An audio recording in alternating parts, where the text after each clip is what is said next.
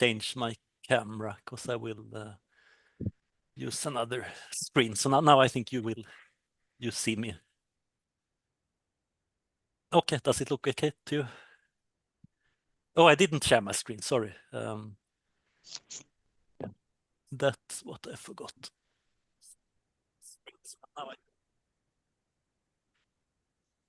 Okay. Atul, are you there? Can you introduce the speaker? Yeah. So, good afternoon, everyone. Welcome to the Special Functions and Number Theory seminar. Our speaker for today is Hjalmar Rosengren from University of Gothenburg and Chalmers Institute of Technology. He'll be talking on string amplitude and partial fractions, a mathematician's perspective. Yeah, over to you. Thank you. So first, I'd like to thank the organizers for giving me the opportunity to talk about this. And also, if you want more details, there is already a paper available on arXiv about this topic.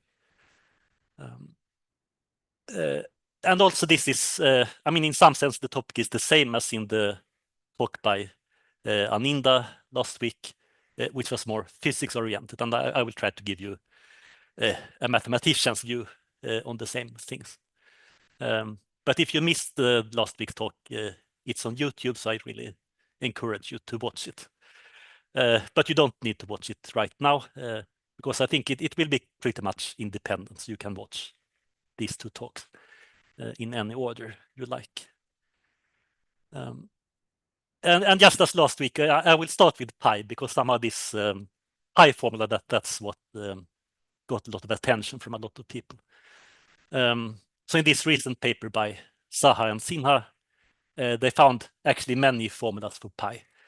And here I wrote down one of them. And maybe if you paid really close attention last week, you see it's not quite the same, because in that formula there was a subscript k minus 1 here. But actually there's really infinitely many of these formulas, and I just for my purposes, it's better to take this one as an example. But it's almost the same as the one we saw last week. Okay, so what we have in this formula, well, the left-hand side is easy, that's just pi. And in the right-hand side we have, I mean, some things are easy, but there's some complicated part with this shifted factorial or Pochhammer symbol. So this something subscript k, that means just, well, you take a product of k factors that are in an arithmetic progression. And I mean, the argument in this Pochhammer symbol, that's a bit more complicated than we're kind of used to. And that's also a free parameter here. So lambda could be anything, it could be a complex number, but it should be in the right half plane for convergence. And really, I mean, this is a physics paper, it's not a paper about pi, it's really a paper about string scattering amplitudes that somehow describe how strings interact with each other. And this is just something that kind of pops out as some very special case of some formulas they have. And the whole paper, I mean, it uses physics language and physics methods, and it's, at least to me, it's quite hard to understand what's going on there. So what I want to do in this talk is, first of all, to explain why I think this is interesting. And I mean, my point of view is quite different from what you have seen in the media, so I will return to that. And I want to describe a proof of these identities, and it's actually quite elementary. It uses partial fractions. But there's also, I mean, some kind of nice twists to it. And I also want to talk about some other related identities and more general formulas. Okay, so if you have questions, I mean, I hope you will interrupt me at any time. I mean, if when you give an online talk, I mean, it sometimes feels a bit lonely. So it's great if you have some questions during the talk. Okay, so one thing about this formula that was also mentioned last week is that there's some special cases of it that are very well known. So let's take this formula and let lambda tend to infinity. Well, in here you have minus lambda, and you have this term which is roughly equal to lambda when lambda is large. but you can rewrite it. So this is just, well, it's a polynomial division in the variable lambda. And you see it's actually equal to minus k plus another term that tends to 0 when lambda tends to infinity. So when lambda tends to infinity, then this complicated factor just tends to minus k subscript k. And that's just the same as k factorial, where we multiply each factor with minus 1 to the k. So it will cancel the other factorial, and we just have a minus 1 to the k. And of course here, at the right, the last term here drops out in the limit. And what we get in this limit is this very famous formula of Madava that expresses pi as an alternating sum with 1 over the positive odd integers. And one thing that's a bit interesting here is that, I mean, as you know, the terms in Madava's formula, they are of the order 1 over k. So I mean, it's kind of just barely convergent. It converges really very slowly. But as soon as you take some other lambda, the terms in this formula, they behave like 1 over k to the lambda plus 1. So they converge faster. And actually it converges faster and faster when you increase lambda. And that might seem a bit strange, maybe that you have this, I'm saying that it converges faster when you increase lambda, but when lambda is infinite, it converges really slowly. But that I think is because, I mean, there's some constant here in this, I mean, the order term, and that constant will grow with lambda. So if you take lambda very big, like take lambda a million, then I mean, in principle, this series converges very quickly, but there's some huge constant in the error term. So you will need to compute very many terms before you really see that it converges at all, probably. And this, what's written on this slide, that's, I mean, pretty much the focus of a lot of media attention. I mean, there's a lot of stories in the media saying that physicists found a formula for pi that converges faster than Madava's formula. And even here in Sweden, there was some, we have some popular science journal that wrote an article about that. And of course, that's, I mean, it is maybe not the most interesting angle on this thing, because I mean, we have so much better ways of computing pi. And I just have a slide to show you what's really used. So the current record of computing pi, it's 202, this is trillion digits. And these records, it's beaten every few months. So they compute more and more of these digits. And nowadays it seems that everyone who does this use this Chladnovsky formula. So it's a formula by the two brothers, Chladnovsky.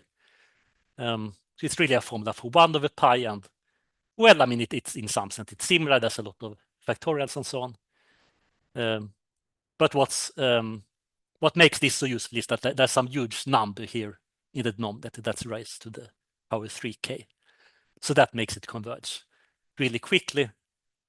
If I used Stirling's formula correctly here, I got that the terms in this series, they behave like 1 over, well, that's a square root of k. That's also interesting, but there's also this big constant to the power of k.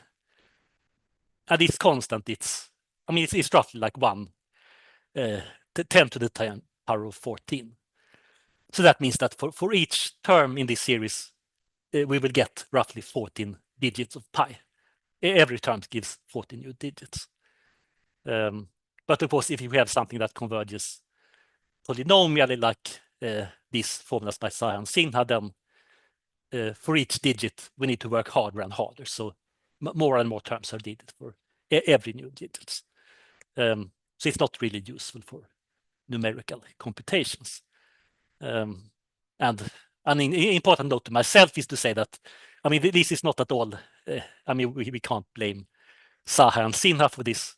What they write in their paper is completely reasonable. And I mean, they have never made a claim that these series are useful for numerical computations. Yeah, but so maybe there's other reasons to be interested in this.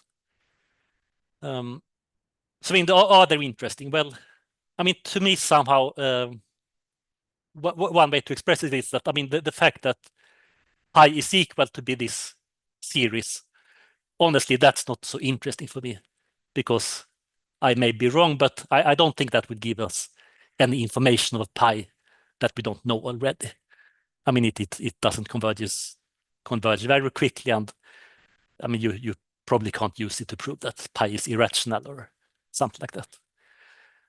But on the other hand, if you kind of turn this around, the fact that this big series is equal to pi, to me, that's really quite interesting. Because it somehow points to some new class of special functions, some new generalization of hypergeometric series, some new types of series that have nice evaluations. So that's quite interesting to me.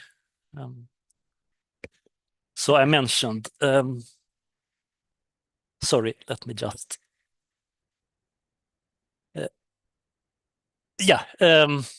so I mentioned hypergeometric series, so let me just say briefly what that is, because maybe not everyone is so familiar. So the definition is that a series is called hypergeometric if the quotient of two consecutive terms is a rational function of the summation index. And just by factoring this rational function, you can see that any such series you can write in this form. Some series are a bit similar to what we saw before, with some Pochhammer symbols, and there could be some power series term. And it's, well, it's a convention to put k factorial in the denominator, but that's not so important here. And these a's and b's, they will just be the zeros and poles of that rational function. And I mentioned that this series is denoted RFS, so R and S, they just count the number of factors here in the numerator and denominator. I will use that notation briefly later. But of course, it's very important here that the parameters here are independent of k. If they depend on k, then probably it will not be hypergeometric any longer. And there are some quite classical results for series that contain Pochhammer symbols with argument dependent on k. For instance, one that's quite famous is Rother's identity that goes back to the 1700s, where you have some argument here that's linear in k inside the Pochhammer symbol.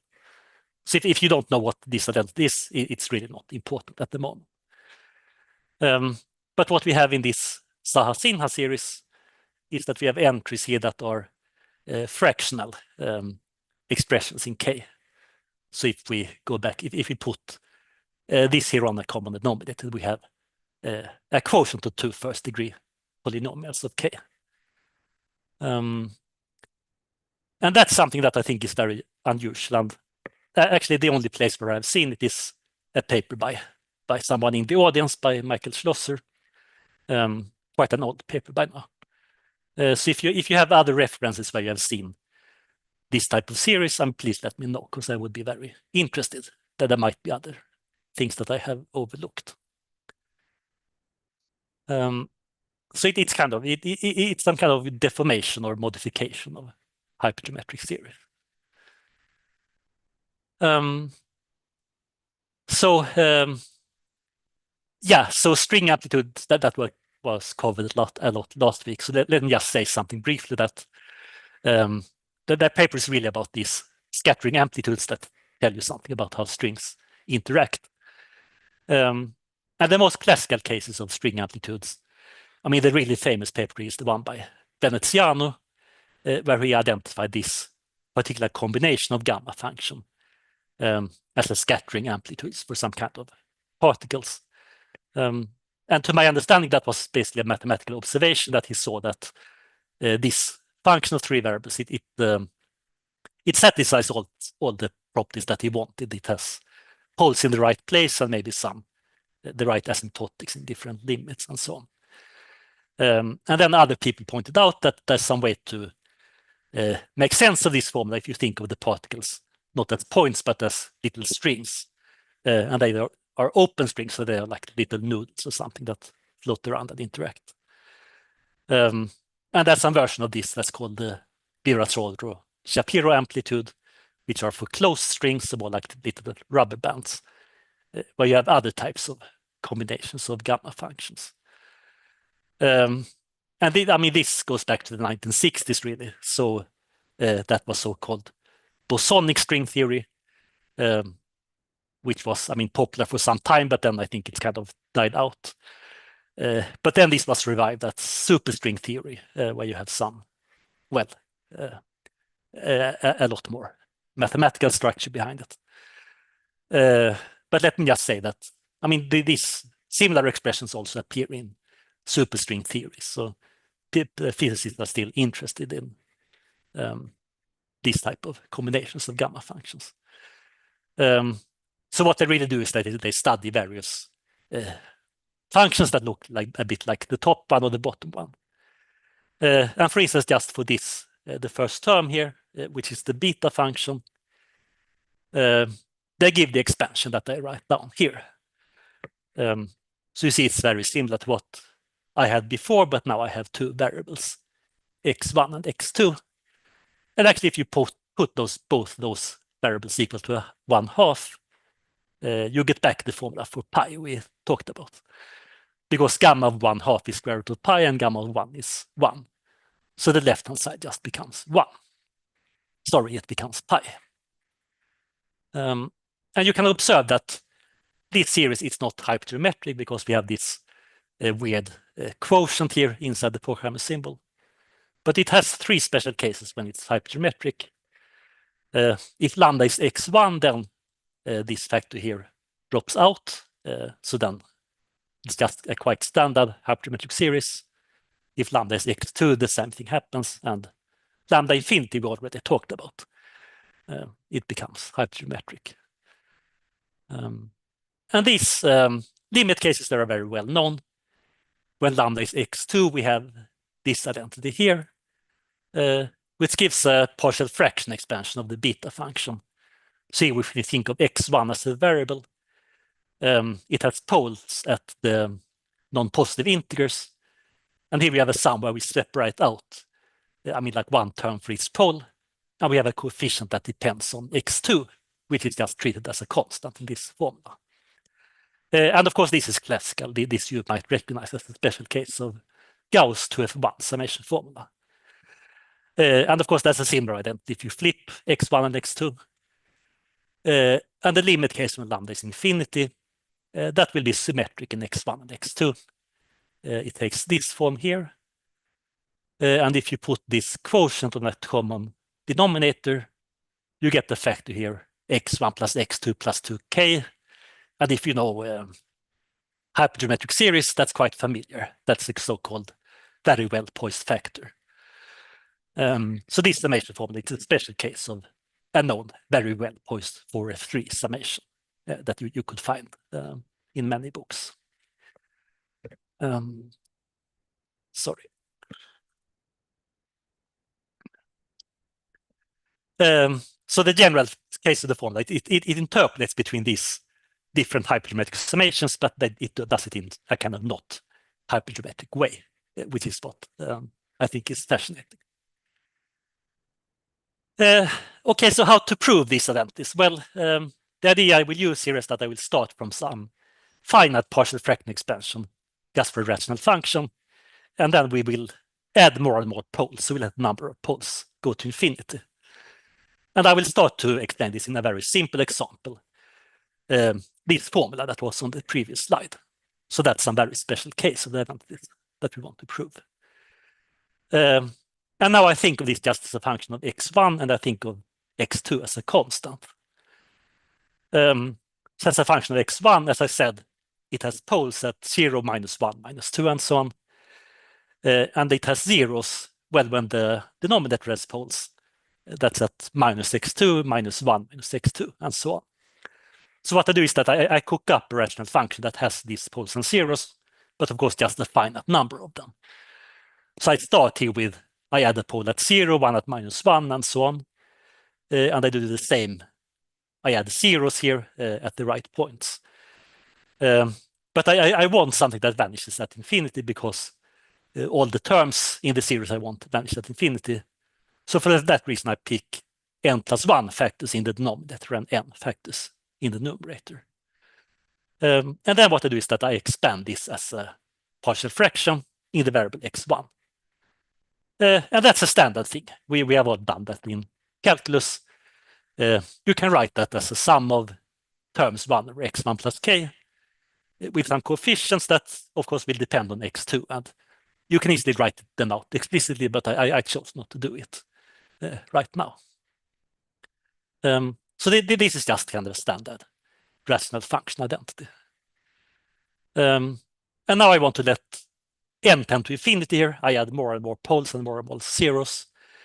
And then there's a general thing that if you have some quotient like this, it will tend to gamma functions, well, up to some the scaling factors.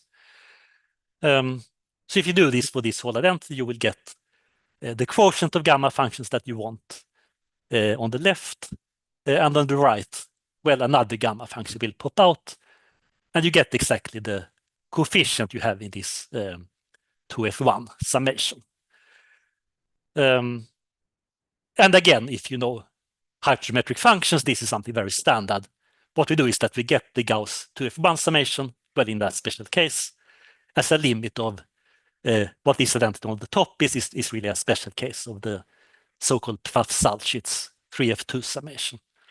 So this is a very standard technique to get an infinite sum as a limit of a finite sum.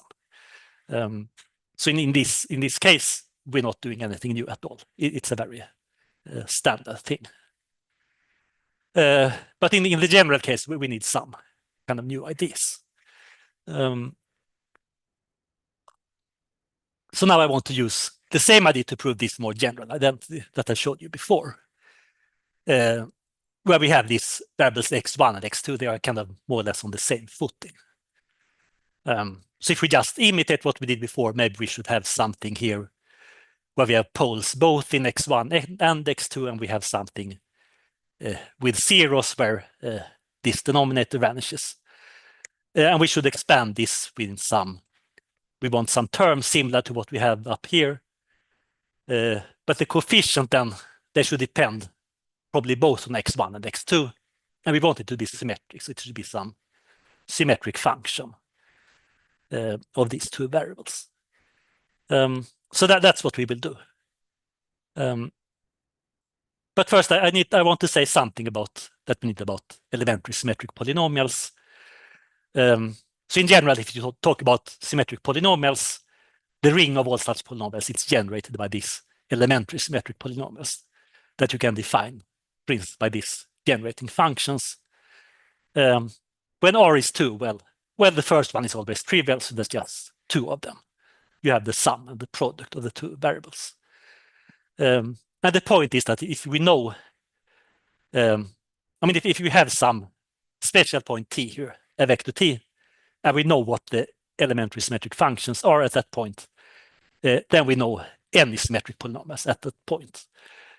Because, any symmetric polynomial will actually be a polynomial in those elementary symmetric functions. Or you could just say that, basically the components of t will be the zeros, well, actually minus the zeros of the polynomial you have on top. So we can, it might be hard to compute the zeros of a polynomial, but in principle they exist, and we can plug them into some other polynomial. Okay, so that's what you need to know about elementary symmetric polynomials. Because then I can formulate what I think is really the master identity here. So this identity really contains all those expansions in the Zaha-Sindler paper and much more as some limit cases. So what I have here, so everything here, x and y, they will be vectors. So they consist of R variables. And I have some rational function where in the numerator I have some symmetric polynomial of degree, say at most n+1 in each of those variables. And the denominator should factor, and the factors, they should also be symmetric polynomials, but of degree exactly 1 in each variable, so kind of small factors. And then I have something that this looks like quite a standard partial fraction expansion that we have seen in one variable. But the difference is that in one variable, if you have a polynomial of degree 1, I mean, it has just a unique 0. So what you do here in the coefficient is that you plug in that 0. To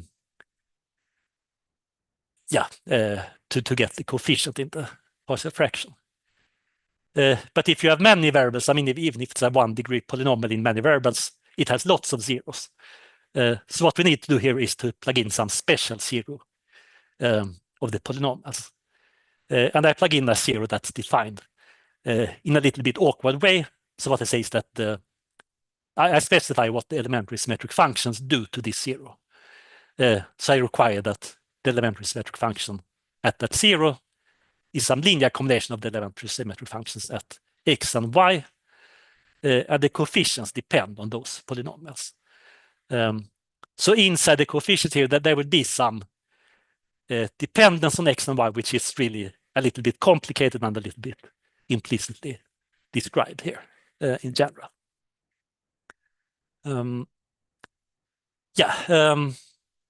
So maybe so I've claimed that this tk is a 0 of that polynomial. So let's explain why. Then maybe we get a better understanding also of this strange formula. So why does q vanish at this special point?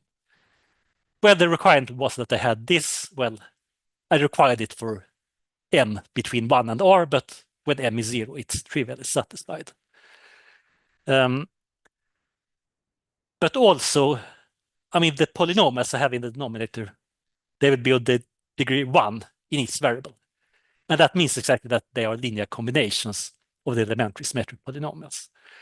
So we can take some linear combination of this identity, an appropriate linear combination, and then we will replace em by q. So this identity will still be true if we replace em by q everywhere. And then we get q at the point on the left, and on the right we get q of y times q of x minus q of x times q of y. So that's 0. So we really have some 0 of the denominator polynomials here. So before I discuss why this works in a little bit more detail, I return to this special case that I had before. I said that I wanted to use it to prove to prove this Sarrazin identity for the beta function. I want to apply this master identity in this very special case. So I have this symmetric rational function of 2 variables. And I will actually do it in a case when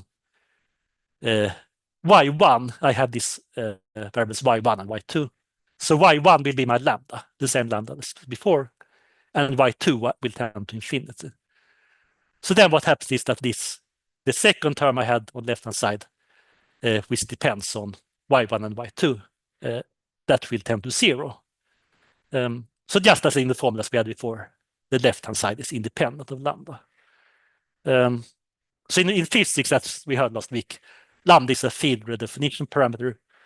But to me, somehow it appears as kind of memory of a point at infinity. So we have this general formula, we let y tend to infinity. Then this term here drops out. But the right-hand side, it still keeps a memory of how did we let y tend to infinity? Well, in this case, we did it by fixing one variable and letting the other one tend to infinity. So somehow it parameterizes some point at infinity in these y variables, which are now kind of forgotten. So I don't know how much sense that makes to you, but that's how I think of the lambda parameter here. Okay, so what happens? Well, we need to compute the right-hand side, we need to compute this special point, tk. Let's note it just by t comma u, so it's a 2-dimensional vector. And that's what's defined by some formulas involving the elementary symmetric functions of t and u. So in this case, just t plus u and t times u. And they were given as linear combination of the corresponding things for the x and y variables. And we have some coefficients that depend on this particular denominated polynomial, which in our case was quite simple. It factors completely. So you should plug in here qk as x1 plus k times x2 plus k. And I also want to take y1 to be lambda, and I want to let y2 tends to infinity. That actually simplifies these two identities a lot. And of course, you can compute from that what t and u are. And there's even a shortcut, because we have already said that this point tu, it has to be a zero of the polynomial. So we know that t plus q times u plus t plus k times u plus k has to be zero. We know that has to be the case. So one of those has to be minus k. And we can take, of course, t to be minus k. And then it's easy to compute u from either one of those two equations, give you the same result, of course. And this is the formula for u. And now it's really starting to look familiar. We had exactly this kind of thing in this expansion for the beta function that I showed you before. So if we just sit down and work out the identity in this case, I get this formula. So that's the relevant special case of this master identity that we need right now. So you see, it's just a finite sum. It's just a rational function identity. You can just put it on the computer and check it, that it holds true for any number of n's like that you like, and that you trust that it's true. So what do we need to do next? Well, we need to let n to infinity. And then on the left, we will get some gamma function. On the right, well, yeah, I mean, you have to be a bit careful with what happens on the right, but I claim that you get exactly what you had. This is again the same identity as I showed you before. And this thing will converge when the real part of lambda is bigger than 0. Of course, I'm sweeping something under the rug here. You're really exchanging some limit and some sum, and you need to justify that. And that was actually a difficult thing for me to really, I mean, you need to estimate the terms in the right way and so on. But I mean, you don't need to trouble yourself with that, because I already took the trouble to check that this is allowed in this situation. So that gives some proof of the Sahasina identity, and I think it's quite, at least to me, it explains quite well where it comes from.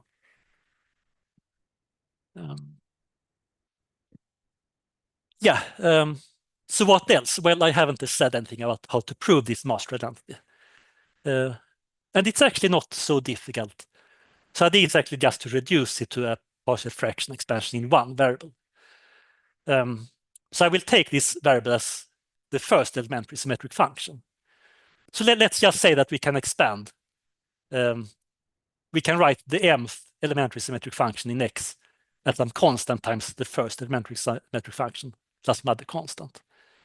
And let's say we have the same identity for y with the same constants. Well, then we could, I mean, we can express everything in terms of these EM functions, so then we could use these identities to express everything only in terms of the first elementary symmetric functions. Okay, so can we find these constants lambda m and mu m? Well, of course we can. It's just a 2x2 system. We can just compute what the solution is. Well, and we can assume that things are generic, so we don't divide by 0. That's no problem here. So what I do with me then is I only consider E1 of x as the variable, and everything else here, these lambdas and mu's, I consider as given constants, and also the y variables I consider as given constants. So what happens then on the right-hand side, I have these t case that were a bit complicated. I recall that they were defined by these formulas. But now I know that EM and EM, they satisfy the same linear relation here. And of course, this is linear in the EMs. So I can just take a linear combination and get that the T's, those special zeros, they also satisfy the same type of linear relations. And that's really the key property you need here.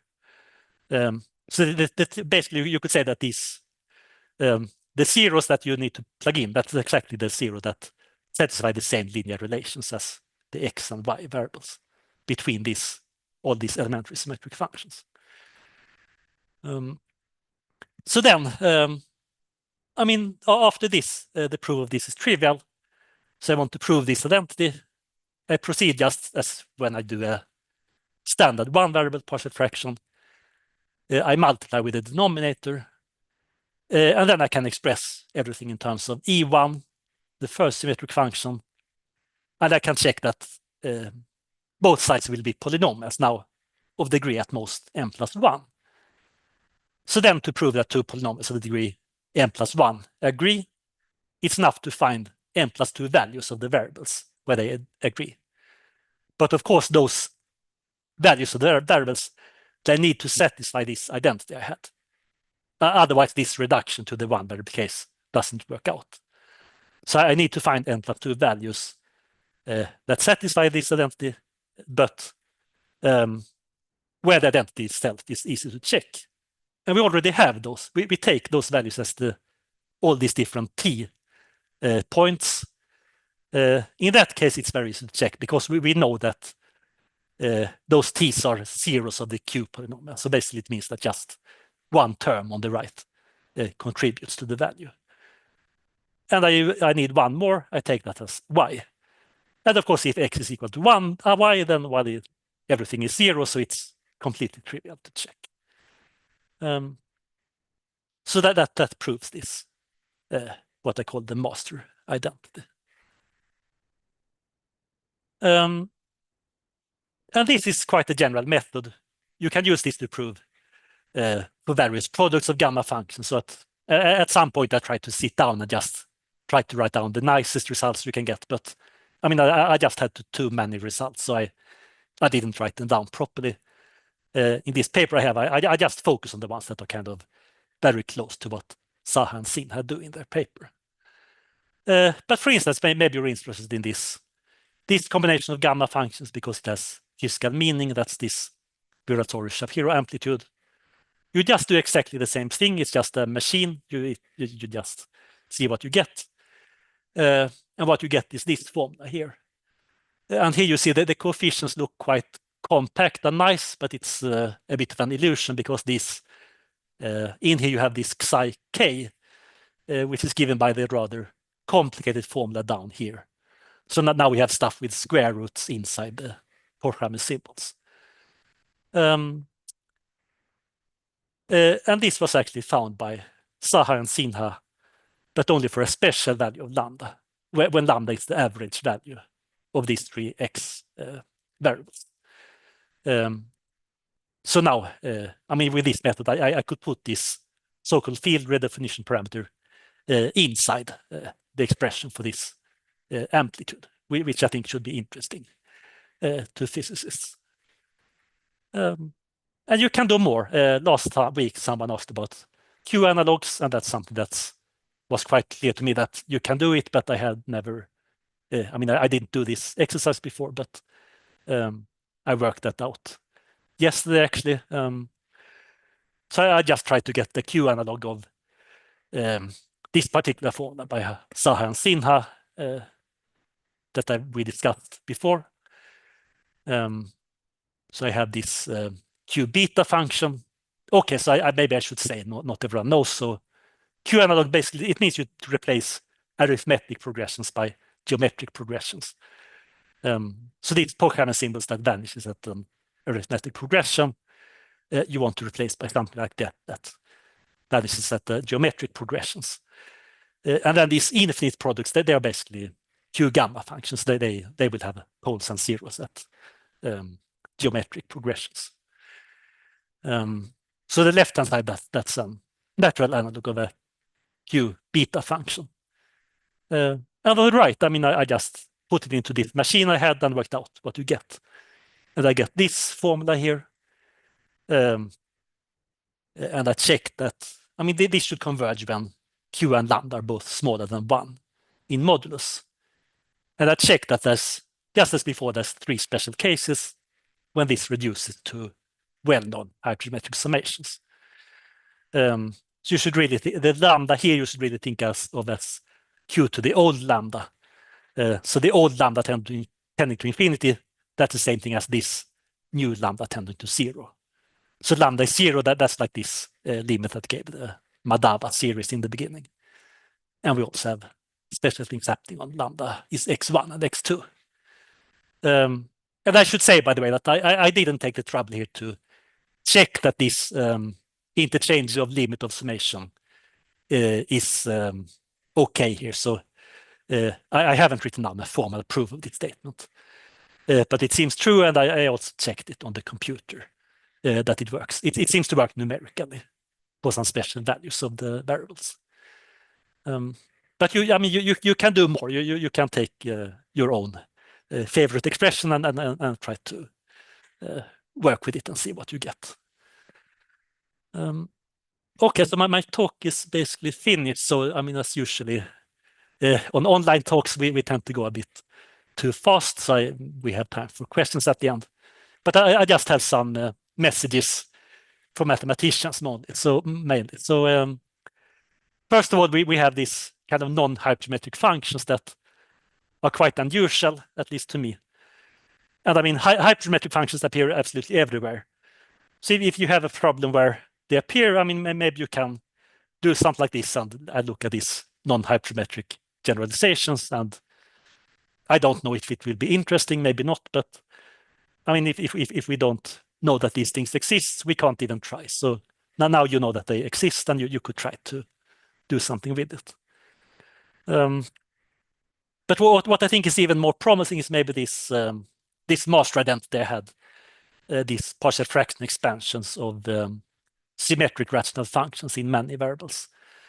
Because both partial fraction expansions and symmetric polynomials, they're used a lot in special functions. I have myself used them a lot, but I haven't really seen anything like this before. So somehow I think this ought to be useful in other contexts. It could be good to know that these things exist.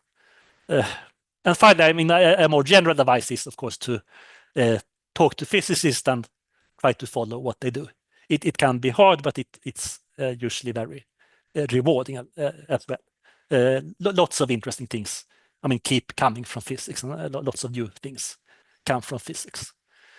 Yeah, so that's all I wanted to say. So thanks for listening. Thank you, Hjalmar, for very nice. Are there any questions? Yeah, can I ask a question, Hjalmar? This is Ananda here. Yeah. Yeah. So thanks so for. I think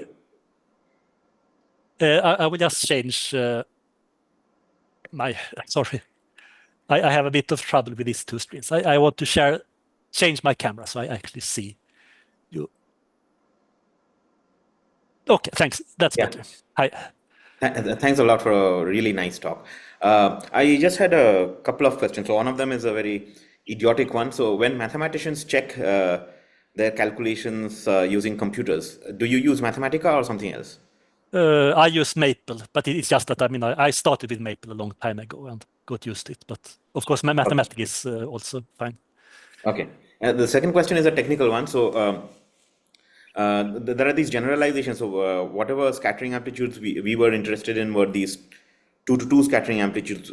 So for example, in the open string case, there were two variables.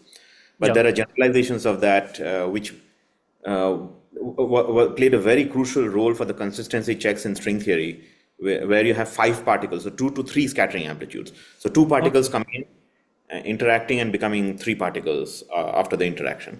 So these are called 5 particle scattering amplitudes. So they should involve some notion of, and this is known in string theory, that they should involve 5 variables instead of the 2 variables that is there in the Veneziano formula. They should involve 5 variables, and this comes from something called a 6F5 regularized hypergeometric function. Yeah. And I was just wondering, in your partial fraction method, do you know how many analogs of lambda you would introduce for this case? So if you have 5 variables? No, I think it depends on, exactly how the gamma functions enter. So I would need to see the formula and work it out. Okay, so I will forward you the relevant formula. So maybe it'll be very useful, because I'm curious to know that because these 5 variable functions, these hypergeometric functions, in some limit actually become the Veneziano amplitude. Okay. So there is actually a consistency condition that these 5 variable functions need to satisfy. So this is a physics consistency check that these things have to be satisfied to be called string theory. Yeah. So I'm curious to know if we can devise similar checks using your partial fraction Yeah, results. that sounds very interesting. So, Yeah. I mean, I would need to see like exactly what I the will formula forward you looks the like. reference. I will forward you the reference. Yeah, that would be great. So I had a question. These formulas for pi that we have obtained through physics as well as now proof through a mathematician, would there be corresponding non-hypergeometric analogs for 1 over pi, like there have been for 1 over pi by Ramanujan? I mean, those formulas seem much more distant from partial fractions. So, yeah, I mean, of course, it's very difficult to say that something doesn't exist. But I mean, I don't see any reason to believe that this exists. I mean, maybe it does. I don't know. Okay. Any other questions?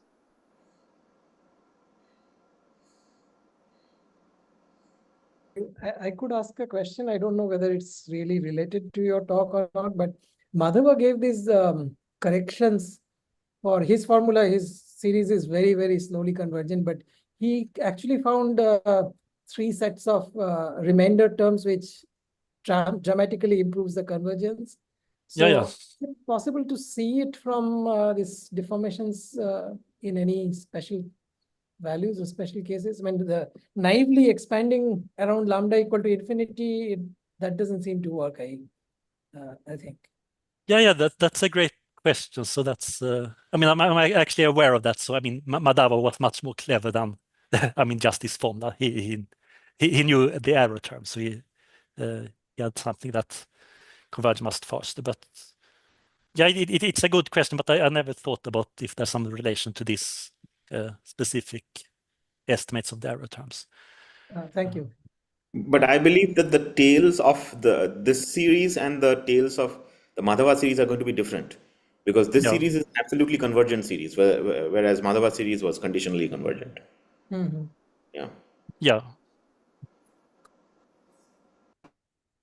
I mean, just a comment. There's this guy who based in Australia, a German mathematician. He makes these very interesting videos.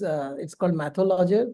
So he had a video on this Madhava series and the corrections, and his videos are generally interesting, but that one I particularly found quite interesting. Yeah. Is this the same guy who described the counting problem for the interpretation of the Madhava series? Which counting problem? Sorry. So you divide the plane into a lattice and then draw circles and then count the number of points inside the He circle. made another video on that, but this video is This is a different. Okay. yeah, I think several videos on pi. Yeah, he's good. He's good. Yeah.